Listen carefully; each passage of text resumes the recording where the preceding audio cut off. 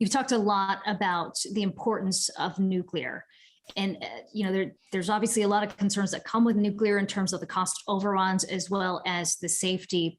If in fact we are to meet this target of net zero by 2050, can we do it without nuclear? Akiko, I don't believe we can do it without nuclear. And Duke comes to this conversation about nuclear energy with a long history. We operate the largest regulated fleet of nuclear plants in the US. And just to give you a couple of statistics about a company the size of Duke, about 40% of all of the energy we produce comes from nuclear. And a little bit over 80% of the carbon-free generation and energy that we produce comes from nuclear.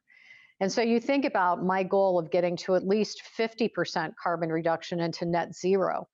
I want to keep that nuclear fleet operating as long as I possibly can because I don't have an alternative of a carbon-free resource that runs 95% of the time, which is what nuclear represents today. So we are committed to safe operation. Of course, it's always job one.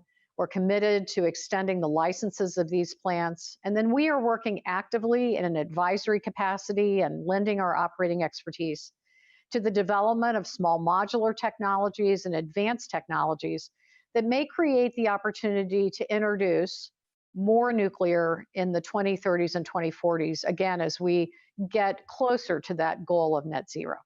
What's the mix you ultimately want percentage-wise for nuclear and your overall energy mix? And how much of that can you reach with the existing reactors that are in place? It's a good question, Akiko, because we run a variety of scenarios. In fact, as we model the future, we're modeling hour by hour dispatch of our system. We're modeling a range of prices on new technologies. We're modeling how much electrification occurs, and therefore how much additional requirements for electricity there will be.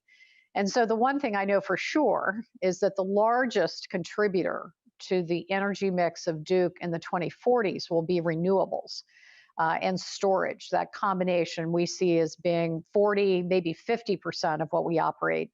And then we would supplement the rest of that with other technologies, some of which I don't even know what they are today because we're waiting for those developments to occur.